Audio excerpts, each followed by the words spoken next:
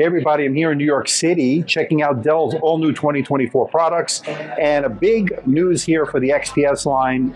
There is no longer an XPS 15, there's no longer an XPS 17. We now have the XPS 16, which is what you're seeing right here. A couple of things to note with this carries over the design language that we saw with the XPS 13 Plus. We now have it on the 16-inch here. So the big difference here is now we get the design language carried over from the XPS 13 Plus.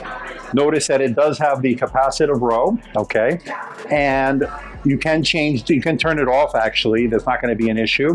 Unlike in some of the complaints that they got where you weren't able to turn it off, well, the capacitive row does go off, as you see here. And the other thing to note here is the inclusion of a discrete GPU on this one will be up to a 4070. So you can go to 4050, 4060, 4070. High refresh rate option, variable refresh rate up to 120 hertz. This is going to have a 45-watt CPU. And then, of course, you do retain some of the benefits, of course, of the design, but you don't get a full-size SD card reader this time around, and you get 3 Thunderbolt 4 ports. So just keep that in mind. So pretty interesting. Here you can see the micro SD card slot instead of that full size. Now notice they do have a headphone jack, so a lot of people wanted that. You do have that. A lot of people are going to be happy about that. One thing you will have to note is that this does not have upgradable RAM by the user. So if you want to upgrade it, you're going to have to make sure you get enough RAM at the time of checkout. It is soldered in, but they are going with faster RAM because allowing them, so because it does have soldered RAM, it can go faster, and I'll put the specs on the screen.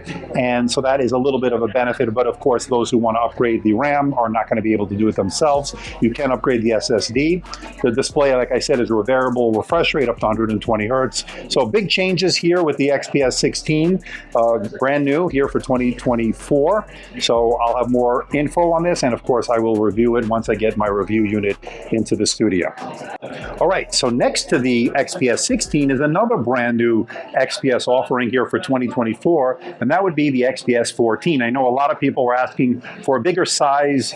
You know, the XPS 13 will still go on. It's no longer called the Plus. It'll just be called the standard XPS 13. But this 14-inch does offer a couple of things different.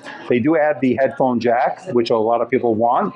Add a little bit more screen real estate. It has I believe this is going to have a 3.2K resolution, again, up to an OLED display, and up to 120 hertz refresh rate. So you'll have that high refresh rate option here. You also get the SD card reader on this as well, something you don't get on the 13-inch, so that is a benefit. 3 Thunderbolt 4 ports like you do get on the 16, and you also get, by the way, on both of these 1080p cameras, IR cameras, there's an NPU, a neural processing unit, that allows you to do the studio effects, blurred background, auto framing, all the bells and whistles for the camera, upgraded here for 2024. Remember, one of the big negatives we saw last year was that it was a 720p. We now get a 1080p camera here in 2024. Big upgrade in that regard.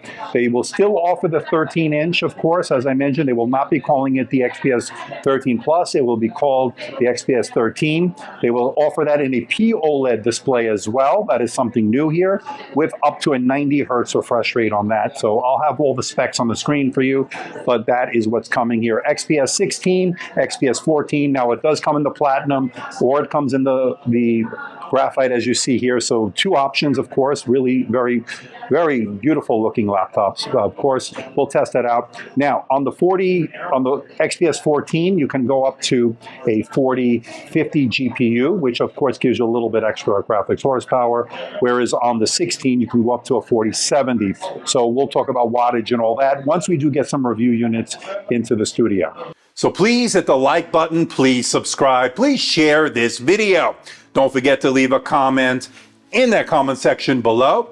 Let me know how I'm doing. Let me know if there's a device or something out there you think I should review. I'll do my best to try to make that happen.